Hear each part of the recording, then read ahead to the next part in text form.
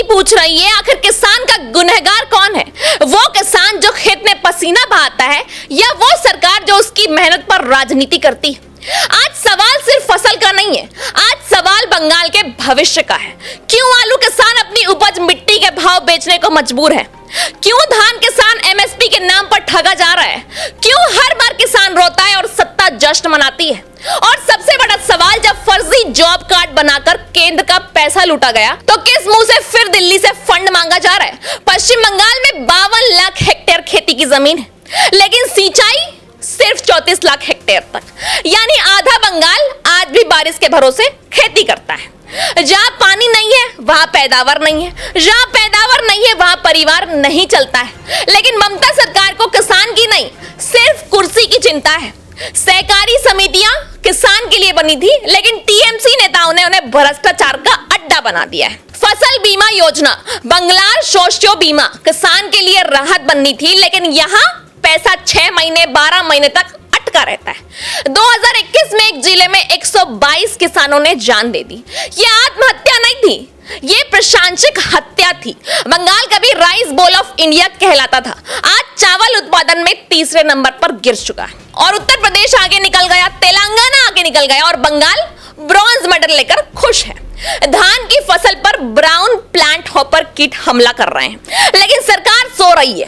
किसान की फसल खत्म हो रही है और सरकार का प्रचार चालू है। अब बात मछुआरों की, जिन्होंने बंगाल की पहचान बनाई, आज वही ठगा हुआ खड़ा है। बेहुंदी योजना में सब्सिडी का पैसा अधिकारियों और टीएमसी नेताओं ने खा लिया। मछुआरों को सिर्फ झूठे वादे मिले। इलीश बंगाल की शान 2011 में 16,500 टन पकड़ थी, 2023 में सिर्फ 6800 टन बची है। अब बंगाल को अपनी पहचान गुजरात और म्यांमार से खरीदनी पड़ रही है। देश में मछली उत्पादन 26% बढ़ा और बंगाल सिर्फ 15% बढ़ा। क्यों? क्योंकि तालाबों पर कब्जा है, घाटों पर कब्जा है और पानी पर कब्जा है, और सब कुछ टीएमसी के लोगों के हाथ में है। दूध उत्पादन में देश 87% बढ़ा, बंगाल सिर्फ 64%। हर सेक्टर में पिछड़ता बंगाल और हर मंच पर भाषण देती सरकार। अब सुनिए सबसे बड़ा दर्द, आलू किसान का दर्द। इस साल बंगाल में रिकॉर्ड 1.4 करोड़ टन आलू पैदा हुए और राज्य की जरूरत है सिर्फ 60 लाख टन की। बाकी आलू बाहर जाता है, किसान कमाता है, लेकिन ममता सरकार ने निर्यात रोक दिया। नतीजा, आलू किसान बर्बाद हो गया। 1 क्विंटल आलू 80 से 100 रुपए में बिक रहे हैं, जबकि 2 बोरियों की कीमत 90 रुपए है। मतलब किसान को बोरी का पैसा नहीं, मेहनत का पैसा नहीं, बीज का पैसा नहीं, कुछ नहीं। 32,000 हेक्टेयर खेतों में आलू सड़ गए। बारिश आई, तूफान आया, लेकिन सरकार कहीं नहीं आई। ना मुआवजा, ना बीमा, ना राहत।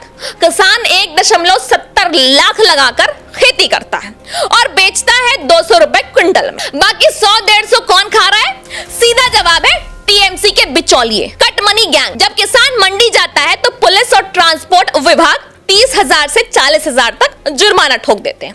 यानी खेत में लूट, सड़क पर लूट, मंडी में लूट और सचिवालय में चुप। पश्चिम मेदिनीपुर में इस साल 3 किसानों की मौत हुई। अभिजीत नंदी 1.70 लाख कर्ज में डूब गए। सरकार ने मदद नहीं की। टीएमसी राज में सिर्फ पश्चिमी मेदिनीपुर में 136 किसानों की जान जा चुकी है। चंद्रकोन के राखाल आरी, हुगली के सहदेव नंदी, ये नाम नहीं है, ये बंगाल की अंतरात्मा पर लगे दाग है। जब किसान मरता है तब सरकार त्योहार मनाती है, जब किसान रोता है तब सत्ता पोस्टर छपवाती है। अब सुनिए दूसरी तरफ क्या वादा है। बीजेपी कहती है कि हर किसान को 9,000 सहायता, धान का एमएसपी 3100, खाद की कालाबाजारी खत्म और सस्ती बिजली, सस्ता डीजल, हर ब्लॉक में कोल्ड स्टोरेज और हर जिले में एक्सपोर्ट सेंटर, आलू से चिप्स फैक्ट्री, मछली पालन को ताकत, डेयरी को नई रफ्तार और देसी गायों को बढ़ावा। बंगाल की मिठाइयों को ग्लोबल ब्रांड। अगर जमीन ली जाएगी तो बाजार भाव का 4 गुना पैसा मिलेगा। अब सुनिए केंद्र ने क्या दिया।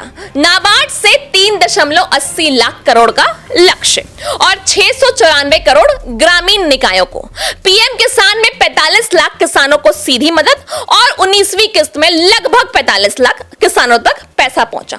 अब फसल बीमा में 1.34 करोड़ आवेदन और 56.88 लाख हेक्टेयर बीमित। 37,971 करोड़ का कवर और सिंचाई योजना, भंडार योजना सब दिया गया। लेकिन सवाल वही है कि दिल्ली से पैसा निकलता है, बंगाल पहुंचते पहुंचते गायब कैसे हो जाता है? क्यों किसान गरीब है जबकि योजनाएं करोड़ों की है? क्यों खेत सूखा है जबकि फाइलों में हरियाली है? क्यों किसान मर रहा है जबकि मंचों पर ताली बज रही है? अब बंगाल तय करेगा, क्या फिर से वही कटमनी राज चलेगा? क्या फिर किसान रोएगा?